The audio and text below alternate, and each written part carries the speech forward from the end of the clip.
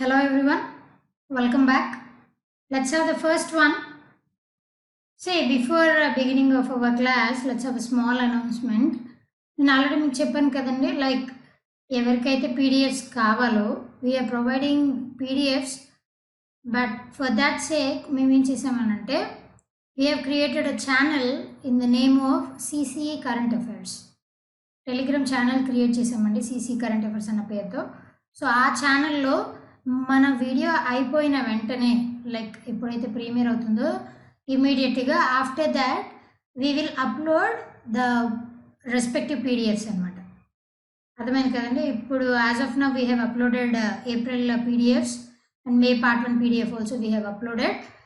So ఎవరికైతే PDFs కావాలి అనుకుంటున్నారో do join that channel so that you can get the access for the PDFs we're about to provide for every video of ours. ఓకేనా అండి. So right, దానికి సంబంధించి link కూడా మేము డిస్క్రిప్షన్లో ప్రొవైడ్ చేస్తాం. No need to worry. And even the user name is also same, CCE current affairs అని మీరు టైప్ చేస్తే in Telegram you can find our channel. ఓకేనా అండి. So that's the thing. In order to get the PDFs you need to join the channel CCE current affairs. Clear కదండి. Right, let's begin our class. See the first one. Which of the following entertainment program has created the world record of highest viewed entertainment program globally? Yes, what is the program? And it is Ramayana kada manandariki telusu. Ramayana ఇది వరకు ఎప్పుడో 1987లో telecast చేశారట. దేంట్లో అండి, DD national ఛానల్లో అప్పుడు ఎప్పుడో 1987లో telecast చేసేవారు. దాని తర్వాత ఆ టెలికాస్ట్ని ఆపేశారనమాట. మళ్ళీ 33 ఇయర్స్ తర్వాత రీసెంట్గా 2020లో మార్చిలో ఎప్పుడైతే ఈ లాక్డౌన్ అనౌన్స్ చేశారో అప్పుడు మళ్ళీ డిడి నేషనల్ ఛానల్లోనే టెలికాస్ట్ చేయడం స్టార్ట్ చేశారనమాట. ఏప్రిల్ 16న లాస్ట్ ఎపిసోడ్ టెలికాస్ట్ అయ్యింది. వీటన్నిటిని లైక్ ఈ రామాయణ సిరీస్ని ఎంతమంది వ్యూవర్స్ చూసారో తెలుసా? 7.7 crore వ్యూస్ వచ్చాయండి. 7.7 crore people have viewed this Ramayana series. This has set the world record అనమాట. ఆల్మోస్ట్ లైక్ 77 million అనమాట. లైక్ మనం చూసుకుంటే హాట్స్టార్లో ఉన్నటువంటి గేమ్ ఆఫ్ థ్రోన్స్ కానీ లైక్ వేరే అదర్ సిరీస్కి కూడా అవి కూడా ఇంత వ్యూవర్షిప్ రాలేదు. రామాయణంకి వచ్చినంత వ్యూవర్షిప్ రాలేదన్నమాట. గేమ్ ఆఫ్ థ్రోన్స్కి జస్ట్ 19 million వ్యూవర్స్ మాత్రమే. బట్ దిస్ రామాయణ సిరీస్ అనేది 7.7 crores వ్యూవర్స్ చూడడం వల్ల it had created a world record అనమాట. దట్ దేనిలో టెలికాస్ట్ అయిందండి? That was telecasted in the channel DD national అనమాట.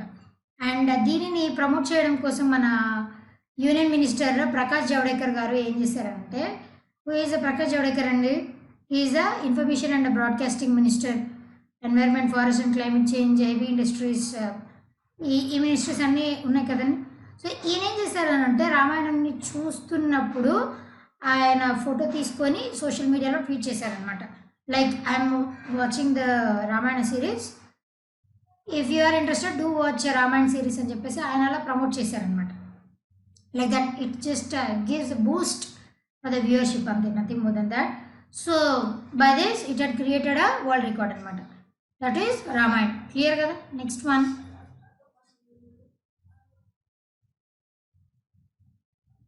See, which of the following organization is going to launch national e-commerce marketplace, that is Bharat Market, for retail traders in India? Yes, what is that andi?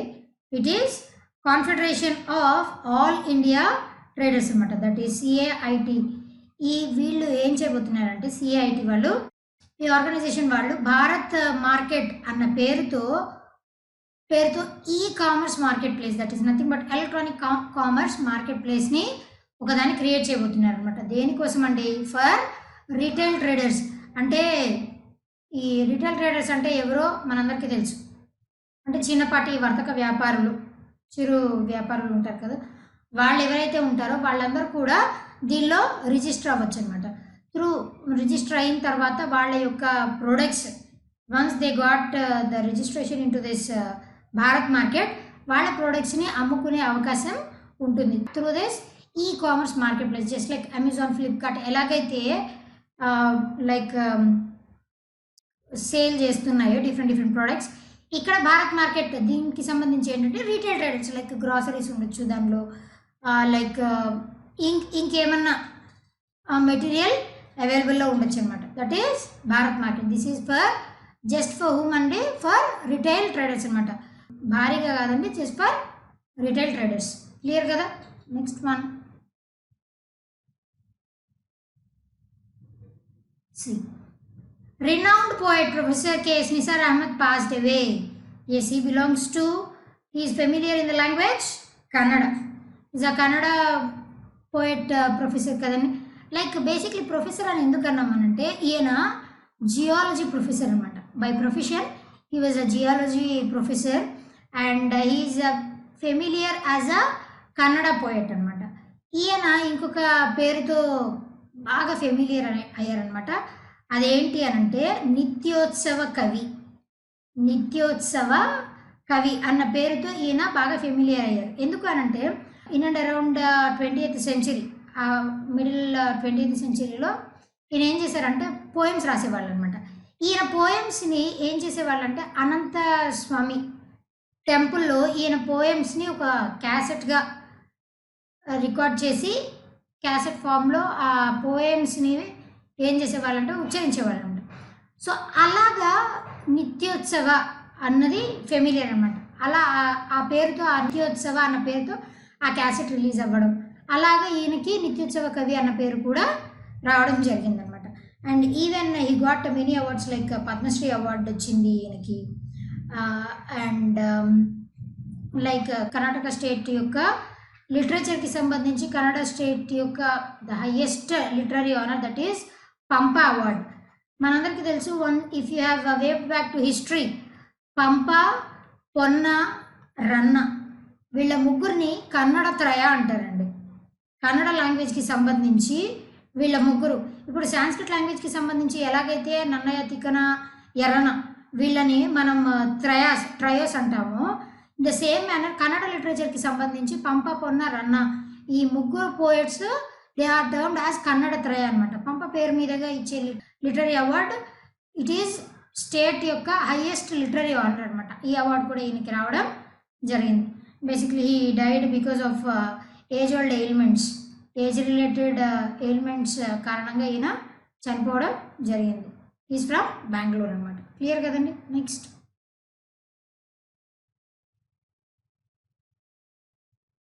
like see, which of the following bank released a collaborative song titled Hum Haar Nahi Manenge?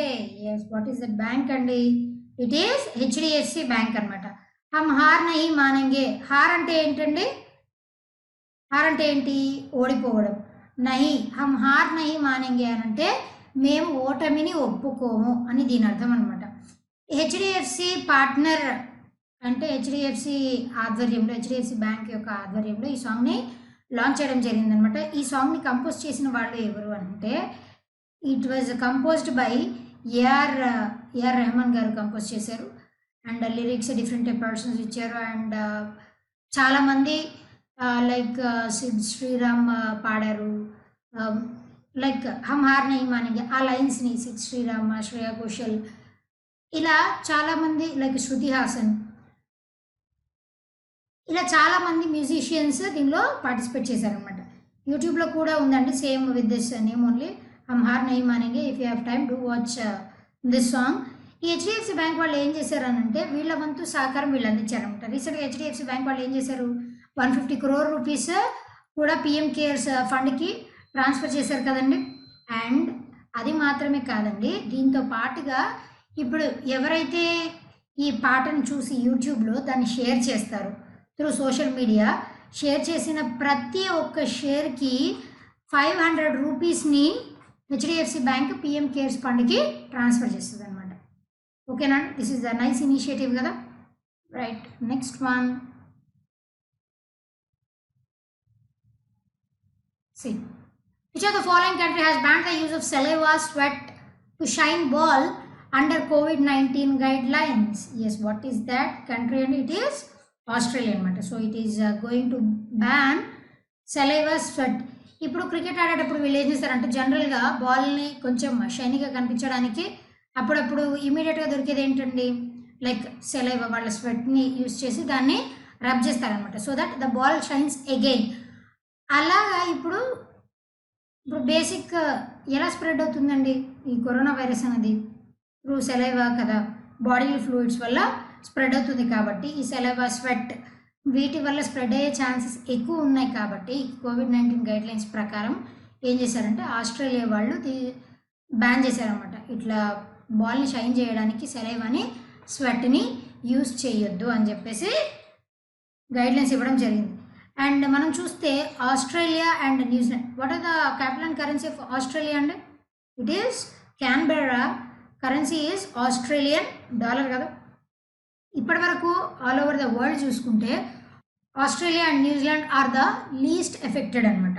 ఈ COVID-19 బారిన పడిన కంట్రీస్లో Australia, New Zealand ఇప్పటివరకు చాలా తక్కువగానే effect అయ్యారు. అందుకని చెప్పేసి ఇంకా ప్రివెంటివ్ మెజర్స్ కింద ఇలా సెలైవా, స్వెట్ని యూజ్ చేయొద్దు బాల్ని షైన్ చేయడానికి అని చెప్పేసి క్రికెట్ ఫౌండేషన్ వాళ్ళు ఏం చేశారంటే ఆస్ట్రేలియాకి సంబంధించి బ్యాన్ చేయడం జరిగిందనమాట.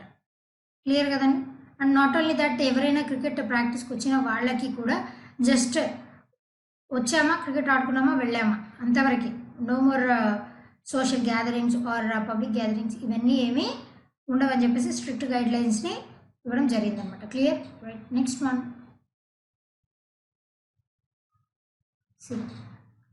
On which of the following date International Firefighters Day is observed to remember the firefighters who have died while serving our community?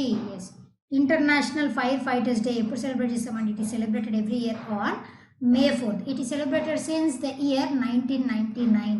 ఎందుకు అనంటే, ఎందుకు 1999 నుంచి సెలబ్రేట్ చేస్తామంటే, లైక్ ఆస్ట్రేలియాలో విన్సెంట్ అని ఒక ప్రాంతం ఉందన్నమాట. ఈ ప్రాంతంలో ఏం జరిగింది అనంటే 1999లో ఒక బుష్ ఫైర్ జరిగింది. బుష్ ఫైర్ జరిగినప్పుడు ఈ ఫైర్ వర్కర్స్ ఎవరైతే ఉంటారో వాళ్ళు అక్కడికి వెళ్ళి ఇమీడియట్గా ఆ ఫైర్ని ఆర్పేద్దామని చెప్పేసి చాలా ట్రై చేస్తారనమాట. అలా జరిగినటువంటి ట్రయల్స్లో అక్కడ ఫైర్ ఫైటర్స్ వీళ్ళు ఏమవుతారంటే చనిపోతారనమాట ఇమీడియట్గా. ఎందుకు? వాళ్ళు గాలి ఒకవైపు నుంచి వస్తుంది అని చెప్పేసి వాళ్ళు దాన్ని అదుపులో పెడదామని చూస్తే సడన్గా విండ్ డైరెక్షన్ చేంజ్ అయిపోయింది అనమాట. దానివల్ల అలాగా 5 మెంబర్స్ ఆన్ ద స్పాట్లో చనిపోతారు, అగ్నికి ఆగుతాయి. అందుకని చెప్పేసి వాళ్ళ యొక్క సేవని గుర్తింపిస్తూ May 4th 1999 నుంచి ఫైర్ ఫైటర్స్ డేని సెలబ్రేట్ చేస్తారనమాట. అదే మన ఇండియాకి వచ్చేసి నేషనల్ ఫైర్ ఫైటర్స్ డే అయితే మనం April 14th సెలబ్రేట్ చేయడం జరుగుతుందనమాట. క్లియర్ కదండి. And May 4th Saint Florian డేగా కూడా సెలబ్రేట్ చేయడం జరుగుతుందన్నమాట. సెయింట్ ఫ్లోరియన్ అనే ఆయన కూడా like he is also one of the fire fighters అనమాట. సో ఆయన పేరు మీదుగా కూడా సెయింట్ ఫ్లోరియన్ డే అని చెప్పేసి ఫీస్ట్ని సెలబ్రేట్ చేసుకుంటారు. As well as Saint Florian day కూడా సెలబ్రేట్ చేస్తారనమాట on fire fighters day. Clear? Right. Next one. See, India's first COVID-19 test bus has launched in which of the following state? Yes, ఎక్కడ launch చేశారంటే recently it was launched in the state Maharashtra. మనందరికీ తెలుసు COVID-19 out break వల్ల ఒక్కొక్క state ఒక్కొక్క కొత్త ఇన్నోవేషన్స్తో, innovative థింగ్స్తో ముందుకు వస్తుంది కదండి. అలాగే మహారాష్ట్ర చూసుకుంటే వర్స్ట్ హిట్. మన ఇండియా మొత్తంలోనే మహారాష్ట్రలో చాలా ఎక్కువ కేసెస్ నమోదవుతున్నాయి. కాబట్టి దానికి సంబంధించి ఈ కోవిడ్-19 టెస్ట్ బస్ని వీళ్ళు రూపొందించడం జరిగిందనమాట. లైక్ దీనిలో కేవలం మహారాష్ట్ర స్టేట్ గవర్నమెంట్ మాత్రమే కాదండి, లైక్ కృష్ణా ల్యాబ్ డయాగ్నోస్టిక్స్ వాళ్ళు, ఇలా రకరకాల వేరే వాళ్ళు కూడా పార్ట్నర్స్ అయ్యి కొలాబరేట్ అయ్యి ఈ టెస్ట్ బస్ని ఇంట్రడ్యూస్ చేయడం జరిగిందనమాట. ఈ టెస్ట్ బస్లో ఏం చేస్తారనంటే ఫస్ట్ చెస్ట్ ఎక్స్రే తీస్తారనమాట. పేషెంట్ యొక్క చెస్ట్ ఎక్స్రేని తీస్తారు. దాని తర్వాత వాళ్ళ యొక్క స్వాబ్ అంటే తెలుసు కదా, వాళ్ళ సెలైవా, దాని ద్వారా ఆ స్వాబ్ శాంపుల్స్ని తీసుకుంటారనమాట. ఈ చెస్ట్ ఎక్స్రేని తీసి వీళ్ళు ఏం చేస్తారంటే ఆన్లైన్లో డాక్టర్స్కి పంపిస్తారనమాట. సో దట్ వాళ్ళు చెక్ చేసి మేబీ ఒకవేళ ఛాన్స్ ఉంది అని అంటే they will go with swab test అనమాట. వాళ్ళ సెలైవాని కూడా టెస్ట్ చేస్తారు.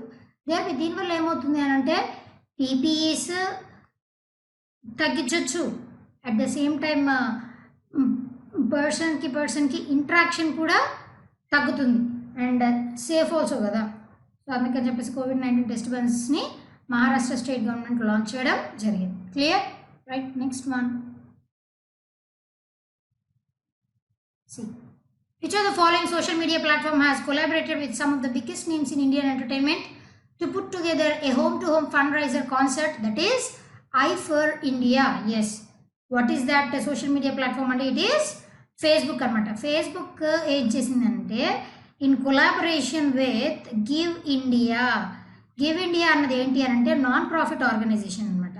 ఈ నాన్ ప్రాఫిట్ ఆర్గనైజేషన్తో కలిసి ఫేస్బుక్ అనేది ఐ ఫర్ ఇండియా అని చెప్పేసి ఒక ఫండ్ రైజర్ కాన్సెప్ట్ని లాంచ్ చేసింది అనమాట. ఈ ఫండ్ రైజర్ కాన్సెప్ట్ అనేది ఏంటి అని అంటే 4 hours కంటిన్యూస్గా ఆన్లైన్లో, దట్ ఈజ్ ఫేస్బుక్ లైవ్ ద్వారా ఈ కాన్సెప్ట్లో ఎవరెవరు పార్టిసిపేట్ చేశారు అని అంటే లైక్ మన film star Shahrukh Khan, Salman Khan, like వీళ్ళు బాలీవుడ్ స్టార్స్ పార్టిసిపేట్ చేశారు. అలాంగ్ విత్ ఇంకా స్పోర్ట్స్ స్టార్స్ కూడా దీనిలో పాల్గొనడం జరిగింది అనమాట. ఏఆర్ రెహమాన్ కూడా దీనిలో పాలు పంచుకోవడం జరిగింది. ఇలా more than 85 persons from Bollywood as well as sports stars కూడా దీనిలో పార్టిసిపేట్ చేయడం జరిగిందనమాట. That is I for India. ఎవరైతే ఫండ్ ఇస్తారో ఆ ఫండ్స్ అన్ని డైరెక్ట్గా ఎవరికి వెళ్తాయంటే గివ్ ఇండియా నాన్ ప్రాఫిట్ ఆర్గనైజేషన్కి వెళ్తాయి అనమాట. వీళ్ళు పిఎం కేర్స్ ఫండ్కి ట్రాన్స్ఫర్ చేస్తారనమాట. ఆ ఫండ్స్ అన్నీ కూడా పిఎం కేర్స్కి ట్రాన్స్ఫర్ చేయడం జరుగుతుంది. That is home to home fund raiser. దీనివల్ల 3 things జరుగుతాయి అనమాట. మెయిన్గా 3 things ఏంటి అని అంటే like one of the thing is ఇంట్లో కూర్చున్న వాళ్ళకి ఎంటర్టైన్మెంట్ ప్రొవైడ్ అవుతుంది. ఇంకొక థింగ్ ఏంటి అని అంటే ఈ లైక్ పని లేని వాళ్ళకి, ఎవరికైతే అసలు వర్క్ లేదు వాళ్ళకి వర్క్ దొరుకుతుంది. అప్పటి వరకు అయినా సరే అట్లీస్ట్ వర్క్ దొరుకుతుంది. నాట్ ఓన్లీ దట్, ఇంకా ఏంటి అంటే అప్రైజల్ ఎవరినండి, ఈ front line workers, health workers ఎవరైతే ఉన్నారో వాళ్ళని ప్రైజ్ చేయడం కూడా జరుగుతుంది. These 3 activities done through this home to home fund raiser concept, that is I for India. Clear కదండి? Next one.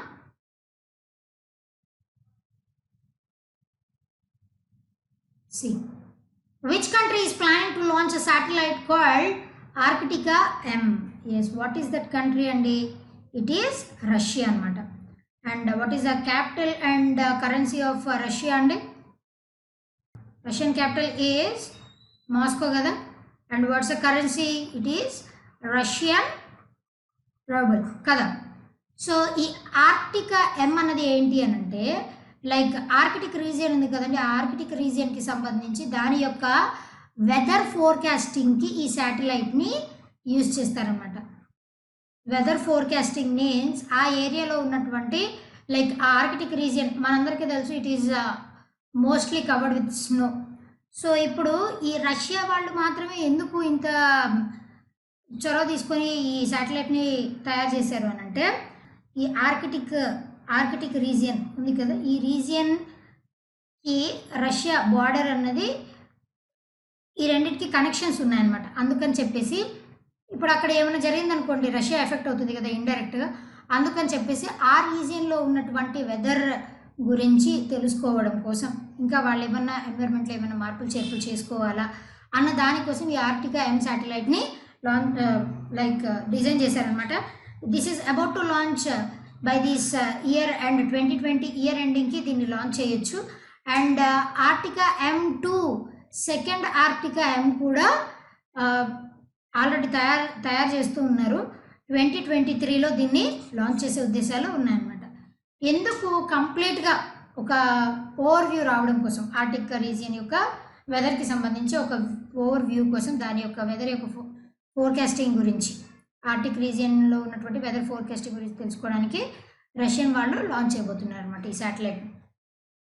ఓకే కదండి. సో ఇప్పుడు ఇది ఫైనల్ స్టేజ్లో ఉందన్నమాట. క్లియర్, టెస్టింగ్ ఫేజ్లో ఉంది. Once it is done by this year and this is about to launch. Next one. See, who launched multimedia guide that is covid కథ. Yes, who launched it అండి? It was launched by Harshvardhan గారు. Who is Harshvardhan అండి? Is the union minister for health కదా. If you consider all other options, Nitin Gadkari గారు is the union minister for road transport and highways కదండి. Nirmala Sitharaman, she is the union finance minister. And Ram Vilas Paswan గారు food and industries and consumer అఫైర్స్కి సంబంధించిన union minister. Ramesh Pokhriyal గారు, he is the human resource development minister అనమాట. So these are 5 ministries that are related to this 5 ministers. So ఈ multimedia guide covid కథ అన్నది ఏంటి అని అంటే, లైక్ సి దీనిలో ఇన్ఫర్మేషన్, కొలాబరేటివ్ ఇన్ఫర్మేషన్ ఉంటుంది అనమాట. దేనికి సంబంధించి అంటే ఈ కోవిడ్-19కి సంబంధించి A to Z ఇన్ఫర్మేషన్ మొత్తం కూడా దీనిలో ఉంటుంది. ఈ కోవిడ్ కథ ఇప్పుడు ఆల్రెడీ మనందరికీ తెలుసు, సోషల్ మీడియాలో హల్చల్ జరుగుతూనే ఉంది. అయినా కూడా ఈ కోవిడ్ కథ అన్న మల్టీమీడియా గైడ్ని ఎందుకు లాంచ్ చేశారంటే, టోటల్గా దాని యొక్క ఇనీషియల్ స్టేజ్ నుంచి అసలు అది ఎలా ఆవిర్భవించింది దగ్గర నుంచి మొత్తం A to Z దానికి సంబంధించి complete details with pictures that was given clearly mention in this guide, that is covid కథ అనమాట. That was launched by our union health minister Harshvardhan గారు, doctor Harshavardhan.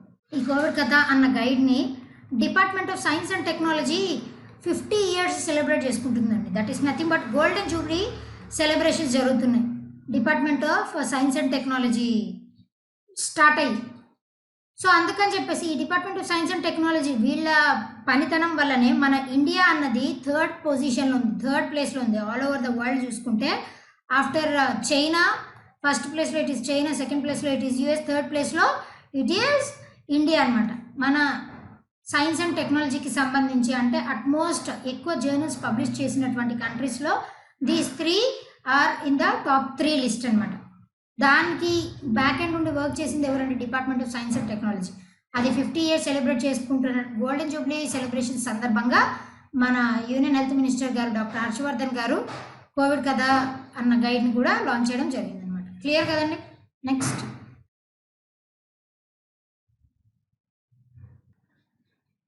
see the next one.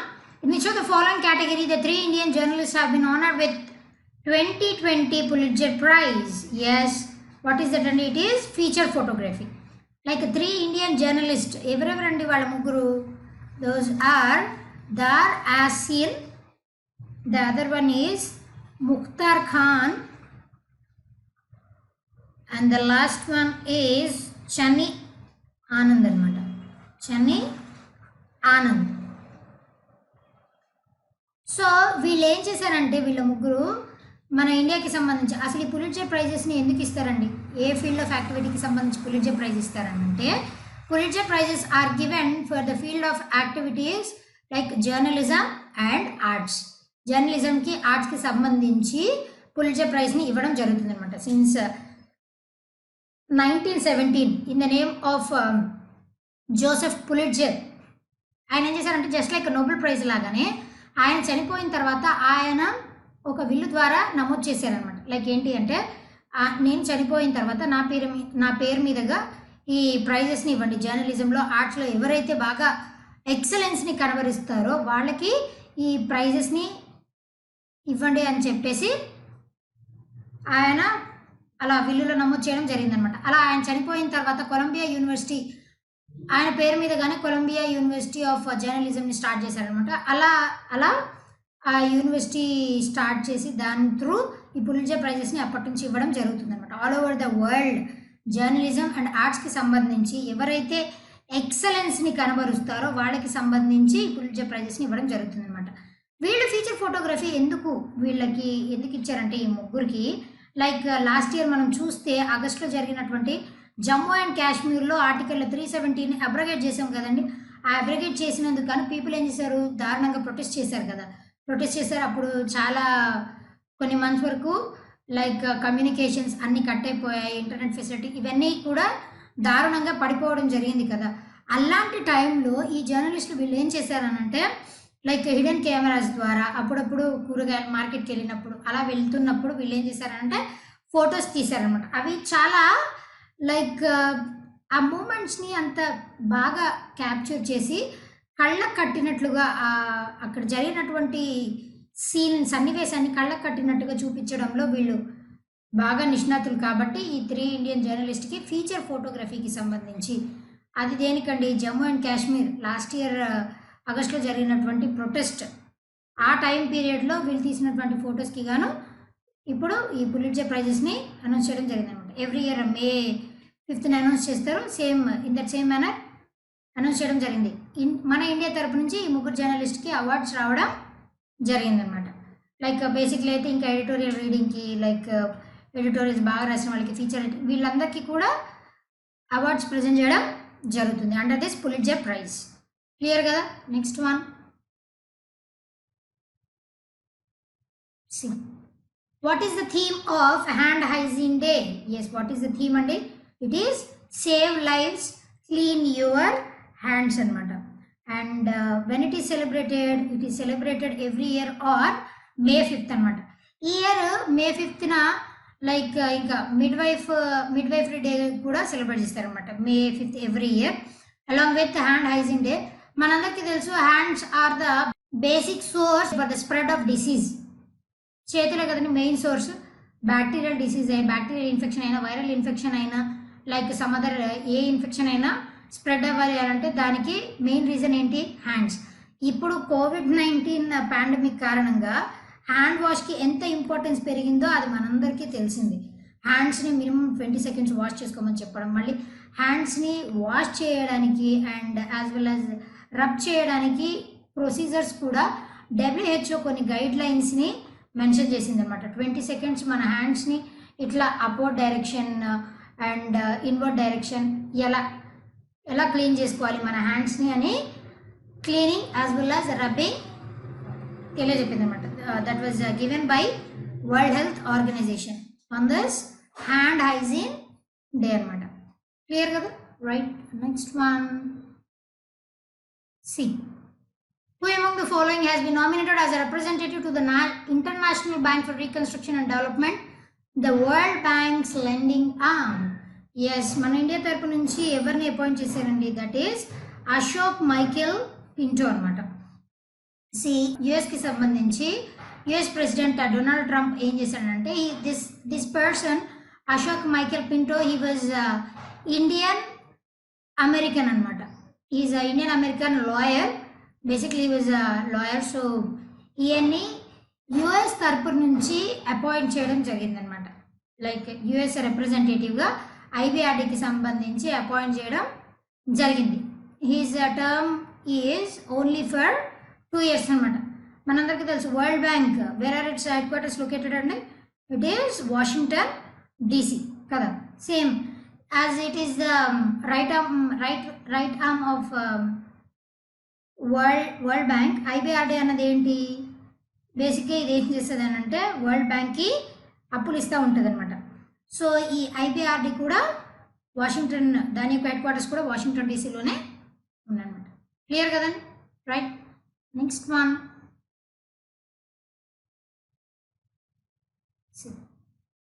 which of the following virtual program has presented by National Gallery of Modern Art to showcase artworks?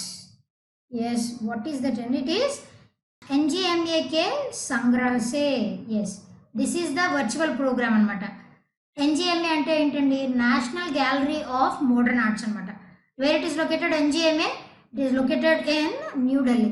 So ఈ NGMA ద్వారా ఏం చేస్తారంటే modern art, this is nothing but gallery అనమాట.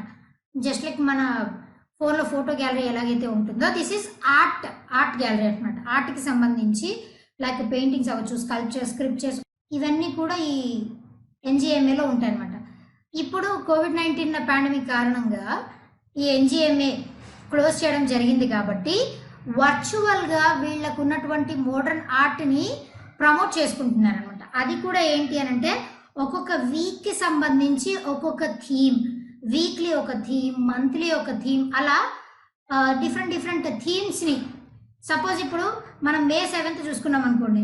మే 7th is the 159th birth anniversary of Rabindranath Tagore గారు. మనందరికీ తెలుసు Rabindranath Tagore is very familiar person.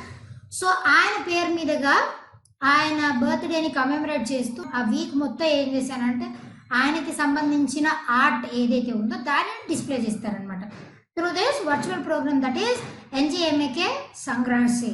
So NGMA portal ద్వారా మనం ఎవ్రీవన్ క్యాన్ విజిట్ అనమాట. So that is the thing. Clear కదా? రైట్. Next one.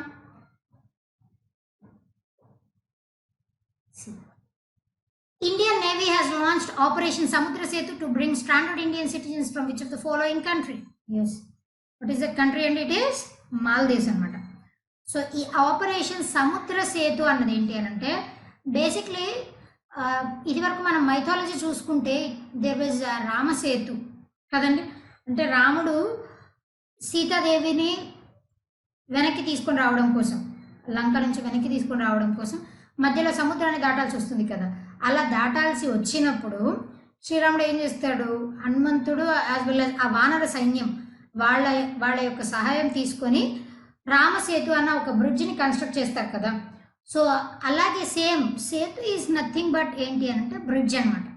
సముద్రం అంటే ఏంటండి? సీ కదా, we all know that. Setu అంటే బ్రిడ్జ్.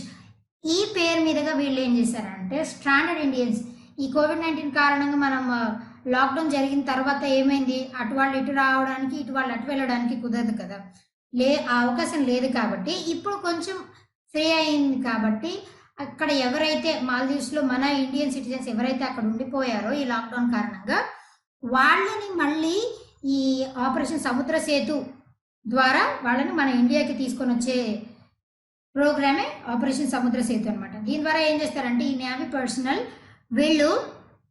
వీళ్ళని కొచ్చి కోస్ట్కి తీసుకొస్తారనమాట, విచ్ ఇస్ ఇన్ కేరళ. అక్కడ తీసుకొచ్చి వాళ్ళ కన్సర్న్డ్ స్టేట్ గవర్నమెంట్స్కి చేరేలాగా వీళ్ళు చేస్తారనమాట. That is operation Samudra Setu. And what is the currency and capital and currency of Maldives అండి? It is Male. What is currency? Maldivian rufiyaa కదా. Yes, clear, right. Next one. See, who launched the Saras collection on the government e-marketplace portal? Yes, that is GEM portal. Ever launch chesarandi Saras collection? That was launched by Narendra Singh Tomar anamata. He is the Union Minister for Rural Development as well as Agriculture Minister kuda kada ina. Dharmendra Pradhan, he is the Minister of Petroleum and Natural Gas. Giriraj Singh he is the Union Minister for like poultry, dairying, animal husbandry kada. Smriti Irani, she is the Minister for Women and Child Development as well as Textiles Minister. Harsimrat Kaur Badal, she is the Union Minister for Food Processing Industries kadan. So these are the ministers. And ee Saras collection వచ్చేసి ఏంటి అని అంటే like rural ఏరియాస్లో ఎవరైతే ఉంటారో వాళ్ళు తయారు చేసేటువంటి మెటీరియల్, దీనిని కూడా 5 కేటగిరీస్గా డివైడ్ చేయడం జరిగిందనమాట. లైక్ ఇప్పుడు మనం చూసుకుంటే టెక్స్టైల్స్, హ్యాండీక్రాఫ్ట్స్ అండ్ హెల్త్కి సంబంధించి హైజీన్కి సంబంధించి మెటీరియల్స్ లైక్ గ్రాసరీస్, వీటన్నిటినీ ఇలా 5 డిఫరెంట్ కేటగిరీస్గా డివైడ్ చేసి అండ్ ఆఫీస్కి సంబంధించి ఏమైనా యాక్సెసరీస్ ఉంటే ఇలా 5 డిఫరెంట్ కేటగిరీస్గా డివైడ్ చేసి వాళ్ళు తయారు చేసినటువంటి ఆ రూరల్ ఏరియాస్లో ఉన్నటువంటి వాళ్ళు తయారు చేసినటువంటి వస్తువుల్ని సరస్ కలెక్షన్ అని చెప్పేసి ఆ సరస్ కలెక్షన్ అన్న పేరుతో GEM పోర్టల్లో లాంచ్ చేయడం జరిగిందనమాట. దీనివల్ల ఏం జరుగుతుందండి, ఇంక్లూజివ్నెస్ ఈజ్ నథింగ్ బట్ అంటే అందరికీ అందరికీ చేరేవి, డోర్ డెలివరీ కూడా జరుగుతుందనమాట. దీనివల్ల ఇక్కడ బెనిఫిట్ అయ్యేది ఇద్దరు, ఎవరు? కన్జ్యూమర్స్ బెనిఫిట్ అవుతారు, అట్ ద సేమ్ టైం ఈ రూరల్ ఏరియాస్లో ఎవరైతే ఇలా ప్రొవైడ్ చేస్తున్నారో వాళ్ళు కూడా బెనిఫిట్ అవుతారు కదా. So that is the thing అనమాట, that is Saras collection. Next one. Russian President Vladimir Putin has awarded a commemorative war medal marking the 75th anniversary of the victory over Nazi Germany the Russian embassy in Pyongyang. Yes. To whom he has awarded అండి? He has awarded to Kim Jong-un అన్నమాట. Who is he అండి? He is the North Korean president కదా, Kim Jong Un. So రీసెంట్గా మనందరం చూస్తూనే ఉన్నాం, ఈయన న్యూస్లో ఉన్నారు, whether is there or not, he's alive or not అని చెప్పేసి చాలా రూమర్స్ వస్తున్నాయి. But because of his ill health he was, ఈయన ఈ మెడల్ కమెమరేటివ్ ఫంక్షన్కి కూడా రాలేదన్నమాట. 75th anniversary. లైక్ మనం చూసుకుంటే సెకండ్ వరల్డ్ వార్ జరిగింది కదండి, 1939 to 1945. దాని తర్వాత లైక్ 1945లో ఏం జరిగిందనంటే, కొరియా అన్నది two things, north Korea as well as south Korea. South కొరియాకి ఇంకొక పేరు ఏంటండి, దట్ ఈస్ రిపబ్లిక్ ఆఫ్ కొరియాగా ఈ రెండింటిగా విడిపోయాయి కదా, నార్త్ కొరియా సౌత్ కొరియా. ఇవి విడిపోవడానికి మళ్ళీ USA as well as Soviet union వీళ్ళ కన్సెంట్ కూడా ఉండాలి. సో వీళ్ళిద్దరి ఆమోదంతో ఇలా కొరియా అనేది నార్త్ కొరియా సౌత్ కొరియా ఇలా విడిపోవడం జరిగింది. ఆ టైంలో అలా విడిపోవడానికి ఆ నార్త్ కొరియా వాళ్ళని లిబరేట్ చేసుకోవడానికి రష్యా తరపు నుంచి రష్యన్స్ వీళ్ళు ఏం చేశారంటే చాలా ఆ వార్ చేయడం జరిగింది అనమాట. అలా వార్ చేసి చాలామంది నార్త్ కొరియాలో చనిపోవడం జరిగింది. అలా చనిపోయిన సైనికులు వీళ్ళు ఏం చేశారనంటే, నార్త్ కొరియా వాళ్ళు ఈ రష్యన్ సోల్జర్స్ ఎవరైతే ఉన్నారో వాళ్ళ జ్ఞాపకార్థంగా వాళ్ళకు ఒక లైక్ కన్స్ట్రక్షన్ కట్టించడం జరిగిందనమాట. అట్లా ఎవ్రీ ఇయర్ ఏం చేస్తారంటే వీళ్ళు వాళ్ళని కమెమరేట్ చేస్తూ ఉంటారు. ఎందుకు? వాళ్ళు లిబరేట్ అవ్వడానికి బాగా హెల్ప్ చేసింది ఎవరు? రష్యన్స్ కాబట్టి. సో అలా ఎవ్రీ ఇయర్ అలా సెలబ్రేట్ చేసుకుని ఉంటారు. 75th year, that is nothing but platinum celebrations కాబట్టి దానికి సంబంధించి రష్యన్ ప్రెసిడెంట్ వ్లాడిమిర్ పుతిన్ గారు ఏం చేశారు అంటే, మన నార్త్ కొరియన్ ప్రెసిడెంట్ అయినటువంటి కిమ్ గారికి అవార్డుని ప్రజెంట్ వార్ మెడల్ని ప్రజెంట్ చేద్దాం అనుకున్నారు దానికి జ్ఞాపకార్థం. But he's unavailable. అందుకని చెప్పేసి ఏం చేశారంటే వాళ్ళ ఫారెన్ మినిస్టర్కి ప్రజెంట్ చేయడం జరిగిందనమాట. In Pyongyang. మనం ఇదివరకు చెప్పుకున్నాం, Russia capital Moscow and currency is Russian rouble. Clear కదా? Next one, see who is the author of the book Vijyant at Kargil, the life of a Kargil hero? Yes, who is it అండి?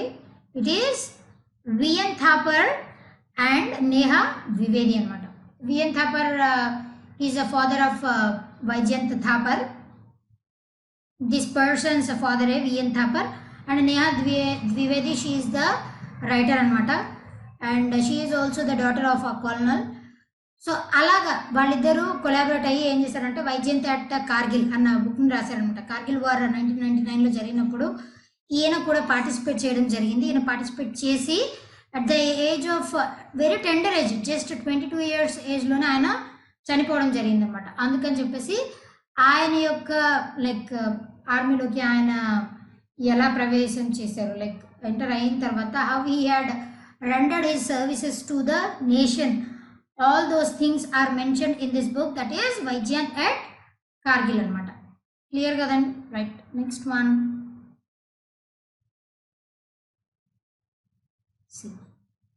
PNB Housing Finance signs MOU, that is Memorandum of Understanding, with whom? To develop reusable PPE kits. That is, what is it? It is IIT Delhi anamata, Indian Institute of Technology Delhi. ఈ PNB housing finance వాళ్ళు ఏం చేశారనంటే IIT ఢిల్లీతో collaborate అయ్యి PPE, personal protection equipment kits, వీటిని ఈ కిట్స్ని provide చేయాలి. లైక్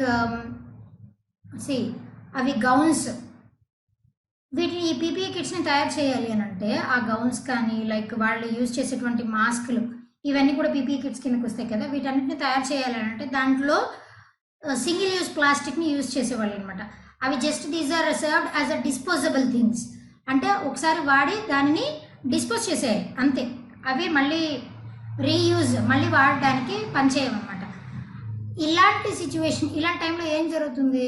ప్లాస్టిక్ కన్జంప్షన్ ఎక్కువ అవుతుంది అండ్ దాన్ని డిస్పోజ్ చేస్తే మళ్ళీ రీయూజ్ చేయడానికి మళ్ళీ ఇట్ ఆల్ టేక్స్ టైం కాబట్టి అందుకని చెప్పేసి దాన్ని అవాయిడ్ చేయడానికి వీళ్ళు ఏం చేశారనంటే ఐఐటి ఢిల్లీతో కొలాబరేట్ అయ్యి రీయూజబుల్ పీపీఈ కిట్స్ని తయారు చేయడానికి they had an MOU, that is memorandum of understanding. Clear కదా?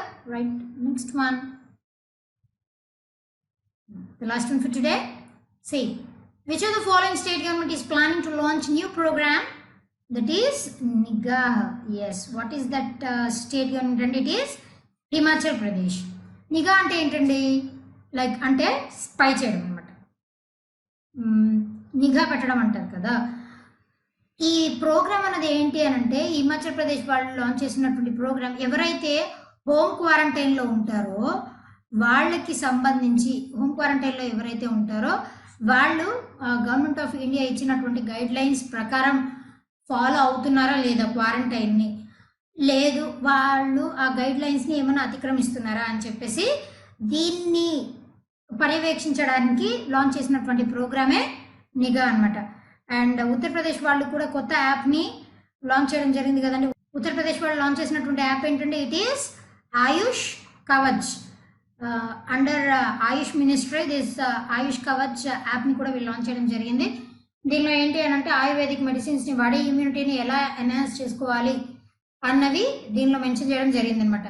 ఈ హోమ్ క్వారంటైన్ దీనికి సంబంధించి ఎవరు అవేర్నెస్ని స్ప్రెడ్ చేస్తారంటే ASHA workers, like accredited social health యాక్టివిస్టులు అంటాం, ASHA workers and ANMs, auxiliary nurse, midwiferies వీళ్ళు ఉంటారు కదండి, అంగన్వాడీ వర్కర్స్. వీళ్ళు ఎవరైతే హోమ్ క్వారంటైన్లో ఉన్నారో అంటే వేరే స్టేట్ నుంచి వచ్చి ఎవరైతే ఇక్కడ హోమ్ క్వారంటైన్లో ఉన్నారో వాళ్ళని అవేర్ చేస్తూ వాళ్ళలో అవేర్నెస్ క్రియేట్ చేయడానికి ఈ ప్రోగ్రామ్ని లాంచ్ చేయడం జరిగిందనమాట. వాళ్ళు ఏం చేస్తారంటే వాళ్ళకి ఇలా మీరు తీసుకోవాల్సిన జాగ్రత్తలు ఇవి అని చెప్పేసి వాళ్ళకి చెప్పడం జరుగుతుంది. క్లియర్ కదండి? Okay, well, that's the end for today. That's all for today. Until we meet in our next session, be fit, be consistent, and thank you.